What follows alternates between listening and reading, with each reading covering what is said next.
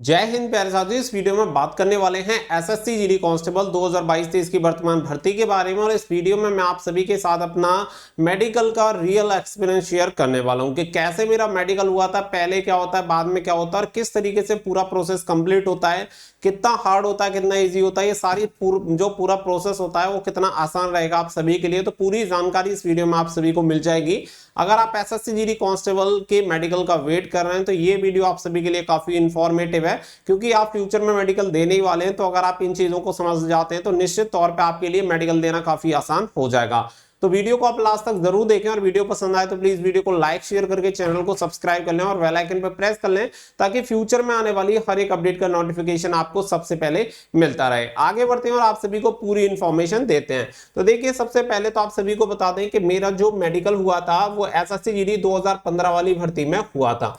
SSC GD जो 2015 वाली भर्ती थी, इसके पहले दिन जो मेडिकल स्टार्ट हुए थे, पहले ही दिन मेरा मेडिकल था। तो ये जो फोटो है ये मेडिकल के टाइम का ही फोटो है जो आप स्क्रीन पे देख रहे हैं। एक मैं और यहाँ पे साथ में एक मेरा दोस्त था, मेरे साथ का ही, हम दोनों एक ही जगह से बिलोंग करते थे। तो इस भाई का सीआईएसएफ में हुआ था। एक और ये लड़का था, ये भी थोड़े दूर का था, मतलब 30-40 किलोमीटर डिस्टेंस पे रहता था। तो जब वहां जाते हैं, कहीं बाहर जाते हैं, अगर कोई 30-40 किलोमीटर की दूरी का मिल जाए तो ऐसे ही लगता है जैसे कोई घर का हो। तो इस भाई का नाम जो था शायद राम या लक्ष्मण, कुछ ऐसे करके नाम था। तो हम तीनों चारों कैंडिडेट आपस में, दोनों तो हम साथ में थे ही, तो ये भी जानने लग गया था। तो इस तरीके से जानने लग गए थे 2015 में। उस टाइम मेरा कोई यूट्यूब चैनल वगैरह नहीं था। अब अगर बात करूं तो पीछे आप देख सकते हैं कुछ और कैंडिडेट भी बैठे हुए हैं। अगर मैं बात करूं कि मेरा मेडिकल कहां पे हुआ था, तो आईटीबीपी सेंटर है कानपुर में। आईटीबीपी सेंटर है कानपुर में, वहां पे मेरा जो मेडिकल हुआ था। पहले ही दिन हमें बुलाया गया था और हमारा मेडिकल 4 दिन में कंप्लीट हुआ था। कभी कभी क्या होता है कि जल्दी हो जाता है, लेकिन उस टाइम क्या हुआ था, 4 दिन हमें लग गए थे मेडिकल कंप्लीट होने में। 4 दिन का मैंने वेट किया था। अब इसके अलावा जो मुद्दा आता है वो आता है कि कैसे मेडिकल हुआ था, पहले क्या होता है। तो देखिए, 2 फेजेस में यहाँ पे आपका मेडिकल डिवाइड होता है, फर्स्ट एंड सेकंड। पहले जो फेज में आपका मेडिकल मतलब जो प्रोसेस होगा वो रहेगा डॉक्यूमेंटेशन का, यानी कि पहले आपके डॉक्यूमेंट्स चेक होते हैं और जब आप डॉक्यूमेंट्स में क्लियर हो जाते हैं तो फिर आपका होता है मेडिकल। तो ये यहाँ पे प्रोसेस है, आप सभी को बता दें। कहीं कहीं हो सकता है कि इसमें बदलाव भी आपको देखने के लिए मिल जाए कि कहीं पे आपका मेडिकल करवा दें और कहीं पे आपका डॉक्यूमेंट्स हो जाए। जो भी वहां के सीईओ रहते हैं उनके ऊपर डिपेंड करता है। उन्होंने अगर बोल दिया तो जिस तरीके से वो बोलेंगे उसी तरीके से प्रोसेस होगा। कोई ऐसा नहीं है कि डॉक्यूमेंट्स में या कोई भर्ती प्रोसीजर में लिखा हो कि पहले आपको यही करवाना पड़ेगा। ये उनकी सुविधा के ऊपर डिपेंड करता है कि वो आपका पहले मेडिकल करवा दें या फिर डॉक्यूमेंट्स करवा दें। अब जब मेरा डॉक्यूमेंट्स हुआ तो सबसे पहले डॉक्यूमेंट्स में मैं आप सभी को बता दूं कि मैंने जो अपना फॉर्म फिल किया था वो ओबीसी कैटेगरी में अपना फॉर्म फिल किया था। लेकिन ओबीसी कैटेगरी क्या हुआ था कि जो मेरा सर्टिफिकेट था वो रिजेक्ट हो गया था और फिर मुझे जनरल कैटेगरी में ट्रांसफर कर दिया गया था। तो जनरल कैटेगरी में मेरे नंबर, जैसे जनरल कैटेगरी की जो कट ऑफ गई थी, वो जनरल कैटेगरी की कट ऑफ 77 गई थी यूपी की इस बार। अगर आप सभी को पता हो तो 77 वहां पे कट ऑफ हुई थी जनरल की। तो मेरे नंबर भी 77 थे, तो इसीलिए मुझे ओबीसी से जनरल में जब ट्रांसफर किया तो रिजेक्ट नहीं किया, क्योंकि मैं जनरल में भी आ सकता था। तो मुझे जनरल में ट्रांसफर कर दिया था उस बार। उस टाइम आपकी नेगेटिव मार्किंग थी नहीं, तो 77 मार्क्स के साथ मुझे जनरल कैटेगरी में ट्रांसफर किया गया। अब बहुत सारे बच्चे पूछेंगे कि ओबीसी से जनरल में क्यों गए, तो आप सभी को बता दें कि 2015 में कांग्रेस ने, मतलब जो जाट होते हैं, तो जाटों को सेंट्रल में रिजर्वेशन दे दिया था, तो ओबीसी के सर्टिफिकेट बनने लगे थे। तो हमने भी जब भर्ती निकली थी तो उस टाइम अपना ओबीसी का सर्टिफिकेट बनवा के 2015 में अपना फॉर्म ओबीसी से फिल किया।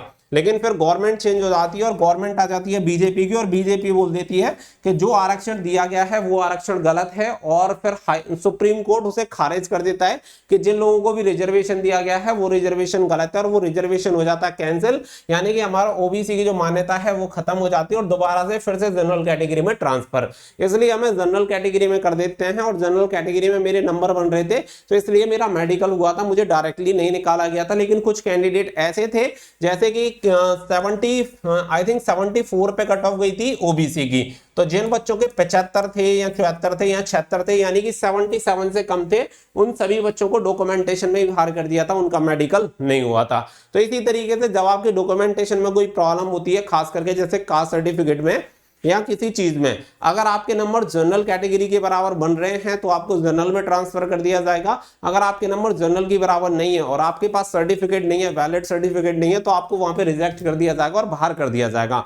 तो ये प्रोसेस है मेडिकल का। बाकी के जितने डॉक्यूमेंट्स होते हैं वो सभी डॉक्यूमेंट्स में, मेरे डॉक्यूमेंट्स में बाकी की कोई प्रॉब्लम थी नहीं, तो आसानी से मेरा डॉक्यूमेंटेशन हो गया था। खाली कास्ट सर्टिफिकेट का लफड़ा था जो होना ही था, पहले से ही पता था। बाकी की जो चीजें थी वो नॉर्मली हो गई थी, क्योंकि जो जो सर्टिफिकेट मुझसे मांगे गए थे, जैसे डोमिसाइल हो गया, 10th का सर्टिफिकेट हो गया, मार्कशीट हो गई, एंड अपने साथ आधार कार्ड वगैरह हो गया, आधार कार्ड लेके गया था, कास्ट सर्टिफिकेट लेके गया था। तो जो भी सर्टिफिकेट मांगे गए थे, साथ ही में मैंने अपना कैरेक्टर सर्टिफिकेट भी बनवा लिया था। तो आप भी अपना कैरेक्टर सर्टिफिकेट बनवा के ले जाना, 2 डॉक्यूमेंट एक्स्ट्रा लेके जाओगे, कोई दिक्कत नहीं है।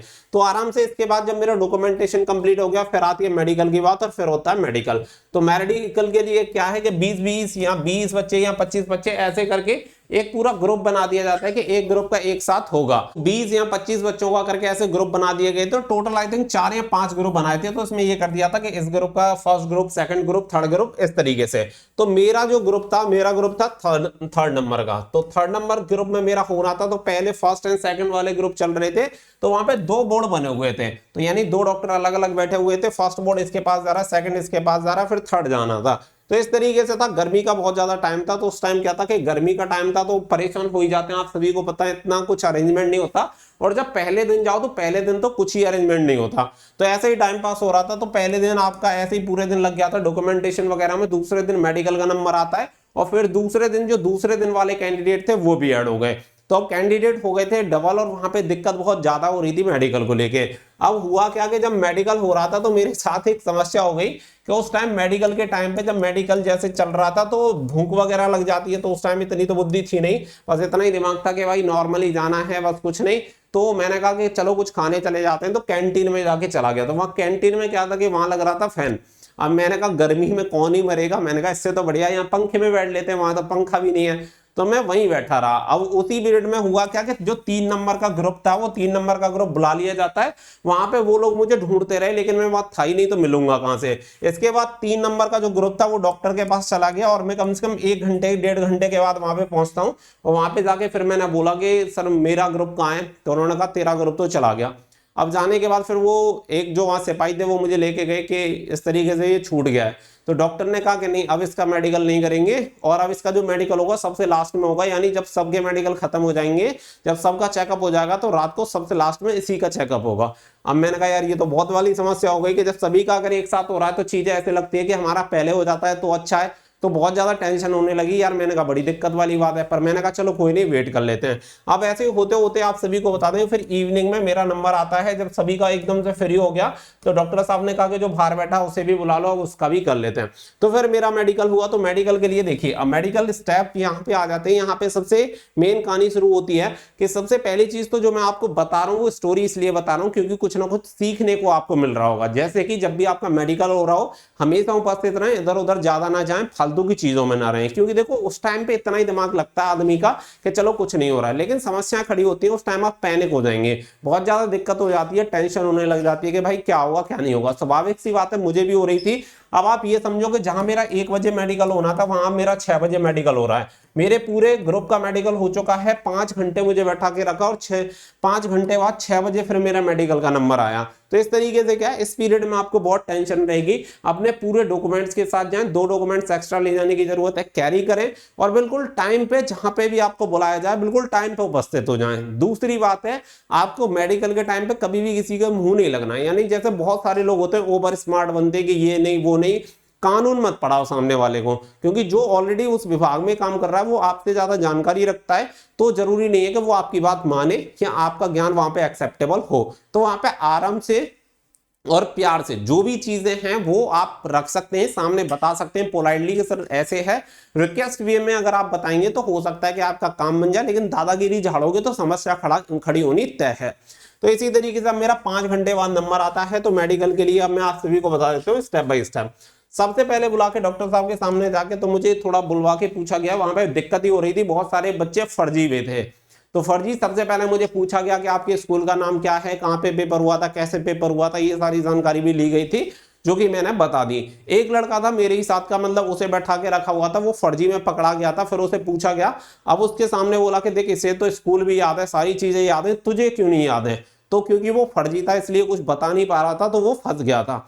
तो फिर वहां उसका पुलिस कार्रवाई जो भी हुई उसे पुलिस के हवाले कर दिया गया था, वो बच्चा तो अरेस्ट हो गया था। तो इस तरीके से यहाँ पे फिर मेरे मेडिकल के लिए सबसे पहले क्या हुआ कि आंख नाक कान वगैरह चेक हुए, कान में मशीन डाल के मशीन चला के कुछ मुझसे पूछा कि सुनाई दे रहा है, बताओ आवाज आ रही है, तो हाँ ना करवा के पूछा, फिर हो गया। मुझसे बात करते रहे तो बात करे तो मुंह का पता चल गया, मुंह खोल के देखा, बाकी का चेक किया। उसके अलावा फिर मेरा आई टेस्ट का आया, तो वहां पे कलर विजन मेरा चेक करवा लिया था बैठे हुए। फिर मेरा क्या था, डिस्टेंस विजन वहां पे छूट गया था, जो आपसे दूर से पूछा जाता है क्या है।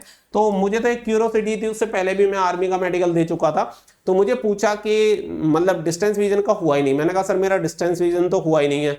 तो जो डॉक्टर थे वो बोले हमें पता है कि तुझे आंखों में कोई प्रॉब्लम नहीं है इसलिए नहीं करवाया। फिर डॉक्टर साहब बोले कि एक काम करो, इसके सेटिस्फिकेशन के लिए इससे करवा लो भाई, इसे पूछ लो, इसे चैन नहीं पड़ेगा। तो फिर मुझसे डिस्टेंस विजन का हुआ, तो डिस्टेंस विजन वगैरह सारी जो चीजें थी वो एकदम से बिल्कुल सही तरीके से हो गई। डिस्टेंस विजन वगैरह होने के बाद फिर मेरे हाथ वगैरह के जो एंगल थे वो एक बार ऐसे चेक करवाए। अब जब आपके में एंगल दिखता नहीं है तो आपसे कुछ चेक नहीं करवाया जाता, और जब लगता है कि एंगल हो सकता है तो फिर वो नापा जाता है। नापने के बाद फिर ये देखा जाता है कि कितना एंगल है, क्योंकि जब रिजेक्शन दिया जाता है तो रिजेक्शन में लिखा जाता है कि इतना एंगल है। डॉक्टर जो होंगे उन्हें दूर से दिख जाता है कि प्रॉब्लम है या नहीं। फिर बात आती है नौकनी की, तो सेम नौकनी भी मेरा चेक हुआ, नौकनी में कोई दिक्कत नहीं थी। और फ्लैट फुट तो मेरा ऐसा है कि अगर कोई दूर से देखेगा तो एक ही बार में बोल देगा कि पास है, कोई मतलब ही नहीं है। मतलब आज तक जितनी बार मेरा मेडिकल हुआ है, मुझे कभी भी मेडिकल में जैसे पानी में पैर डुबा के छपाते हैं, मुझसे कभी भी नहीं करवाया गया है, क्योंकि बहुत ज्यादा गैप है। मतलब कोई भी देख के नॉर्मली बोल देगा कि फ्लैट फुट तो हो ही नहीं सकता, तो फ्लैट फुट वगैरह मेरा हुआ नहीं था। फिर बाकी का जो बात आती है वो आती है आपके जो घुटनों के पीछे वैरिको वेन्स जो होती हैं वो चेक करने की, तो वो भी दिख जाती हैं। अगर आपकी उभरी हुई होंगी थोड़ी बहुत तो आपकी दिख जाएंगी, तो आपसे कुछ करवाया भी जाएगा जिससे कि पता चले है या नहीं। अगर नहीं है तो कोई दिक्कत नहीं होगी, क्योंकि देखो डॉक्टर को इतना एक्सपीरियंस होता है, उसे पता होता है कि इसे क्या प्रॉब्लम है क्या नहीं। तो मेरा बहुत आसानी से क्या है कि वैरिको वेन्स वगैरह वो सारी चीजें एकदम से क्लियर थी। बाकी का जो पैरों में चेक किया था कि कहीं रॉड वगैरह कुछ इस तरीके से तो नहीं पड़ा है, आपसे वो पूछते भी हैं, अगर कोई बच्चा बता देता है तो उसके हिसाब से वो देख लेते हैं। तो सारी चीजें चेक करने के बाद जब ओवरऑल सारी चीजें हो गई तो उनकी तरफ से क्लियर कर दिया जाता है। फिर उसके बाद 3 टेस्ट होते हैं जो कि लैब से होते हैं, तो अगले दिन हमारे लैब वाले टेस्ट हुए थे। 3 टेस्ट में एक तो आपका ब्लड टेस्ट होता है, और एक आपका यूरिन टेस्ट होता है, और एक आपका एक्सरे होता है। तो ये 3 टेस्ट ही केवल होते हैं। तो वहां पे जो ब्लड टेस्ट, यूरिन टेस्ट और एक्सरे के आई थिंक 500-500 रुपए हमें उस टाइम देने पड़े थे। तो ये हमें अपनी जेब से देने पड़ते हैं, हमने भी दिए थे। बहुत सारे बच्चे कह रहे थे भाई हम क्यों पे करेंगे, लेकिन जब वहां पे आप ज्यादा बहस तो करोगे नहीं मेडिकल के टाइम पे, तो हमने ये वाला अमाउंट पे किया था। तो बाकी की फिर वहां से रिपोर्ट्स आती है, रिपोर्ट्स आने के बाद ये सारी चीजें हो जाती हैं। फिर इसके बाद जो मेडिकल के टाइम पे मेरे साथ एक और प्रॉब्लम हुई थी कि मेरी जो पीठ पे थी वहां पे हमें 3-4 दिन रुकना पड़ा था। जैसे कि मैंने आप सभी को बताया था, गर्मी का टाइम था, एक सामने गांव था, वहीं पे पड़े रहते थे।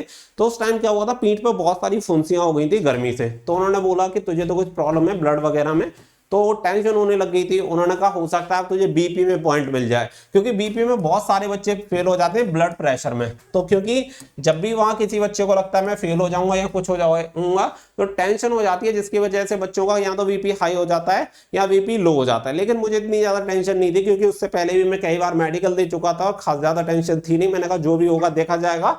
तो जैसे डॉक्टर साहब ने कहा कि तुम बीपी में कहीं फेल ना हो जाओ, तो फिर बीपी नॉर्मल था। उन्होंने कहा क्या बात है, कोई टेंशन तो नहीं है। मैंने कहा सर इतनी बार फेल हुए, एक और बार हो जाएंगे तो क्या ही फर्क पड़ेगा। मैंने कहा फाइनल में हो चुके हैं, यहाँ तो अभी मेडिकली चल रहा है। तो इस तरीके से बीपी वगैरह के जो पॉइंट थे वो सारे पॉइंट एकदम से नॉर्मली क्लियर हो गए थे। बाकी का देखिए मैं आप सभी को बता दूं कि जो मेडिकल टीम होती है वो बहुत ही बढ़िया टीम होती है। ऐसा नहीं है, आपसे बहुत ही पोलाइटली वो बात करते हैं, सारी चीजों को चेक करते हैं। वहां पे अगर कोई प्रॉब्लम है, जैसे कि आपके कोई डॉक्यूमेंट्स में प्रॉब्लम है या आपको कोई प्रॉब्लम है, तो आप उस प्रॉब्लम को अगर बताएंगे तो वो प्रॉब्लम इतनी सीरियस नहीं है जिसकी वजह से आपको रिजेक्ट किया जाए, तो वो आपको रिजेक्ट नहीं करेंगे। जैसे बहुत सारे लोगों को रहता है दांतों में कैविटी जो होती है उसकी प्रॉब्लम, तो मेरे दांतों में थोड़ी बहुत कैविटी थी। तो मैं आपको सीरियसली बताऊं, मैंने कुछ नहीं करवाया था दांतों में, तो कैविटी थी लेकिन सड़े हुए नहीं थे, खराब नहीं थे, कोई दिक्कत नहीं थी, तो आराम से पास हो गया था। बाकी का बहुत सारे लोग बहुत सारे टेस्ट करवा के जाते हैं, मैं कोई टेस्ट नहीं करवा के गया था। सिर्फ एक बार हाँ आंखों का टेस्ट करवाने गया था कि एक बार देख लेता हूँ कोई मुझे प्रॉब्लम तो नहीं हो गई है, क्योंकि जो मेडिकल हुआ था लास्ट वाला वो लगभग 1.5 साल पहले हुआ था, तो उसमें थोड़ा सा गैप हो गया था, तो मुझे लगा कहीं कोई प्रॉब्लम ना हो गई हो। तो इसकी वजह से मैं अपना मेडिकल चेकअप करवाने चला गया था। मतलब आंखों का, बाकी का कुछ भी चेक नहीं करवाया था।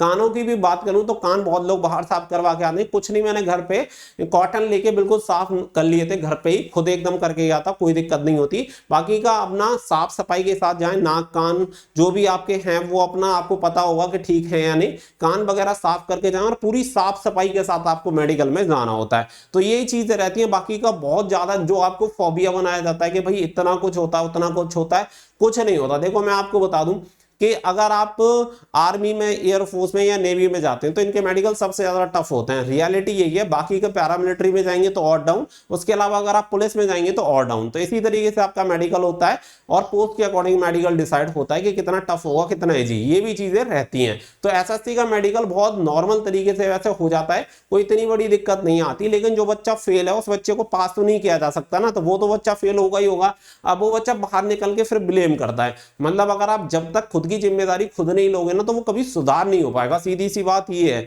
जैसे कि अगर मैं फेल हुआ हूं तो उसमें मेरी कमी है, किसी और की कमी हो ही नहीं सकती। अगर मैं उस पर सुधार कर लूं तो अगली बार फेल नहीं होना पड़ेगा। लेकिन क्या है कि मैं फेल होकर आ गया और बोलूंगा भर्ती बोर्ड वालों ने मुझे गलत फेल कर दिया।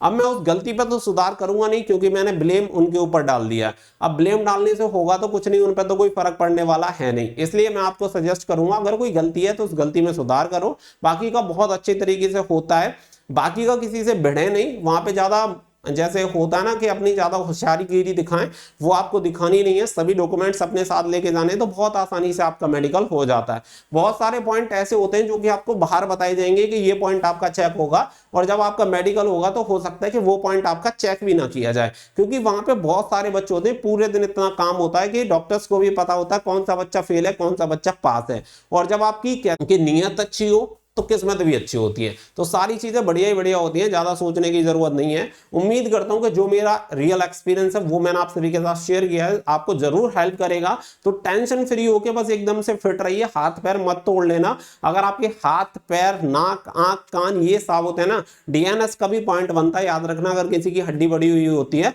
तो अगर ये पॉइंट नॉर्मली जब ठीक होते हैं तो बहुत ही कम चांस होते हैं फेल होने के। तो ये मेन पॉइंट है जो कि मैंने आप सभी को बताए हैं। बाकी के बहुत सारे पॉइंट होते हैं ऐसे तो दुनिया भर के, जो लोग आपको गिनाएंगे, लेकिन उनका बहुत ज्यादा महत्व नहीं होता। महत्व तभी होता है जब कोई बड़ी प्रॉब्लम हो। उम्मीद करता हूं सारी चीजें क्लियर हुई होंगी। साथ ही में आप सभी को बता दें कि अनअकैडमी प्लस पर आप सभी के लिए बेस्ट कोर्स यहां पे लॉन्च किया गया है, जो कि जिसमें आप एयरफोर्स और नेवी की तैयारी कर सकते हैं।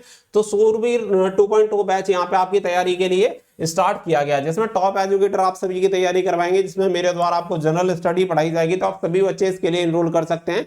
एनरोल करने के लिए आपको कूपन कोड AVA10 आपको यूज करना है, जिससे कि आप सभी को डिस्काउंट मिल पाए। तो 22 जून से ये कोर्स आपका स्टार्ट हो चुका है, फटाफट से जाके आप एनरोल कर लीजिएगा। लिंक आपको वीडियो को डिस्क्रिप्शन में मिल जाएगी।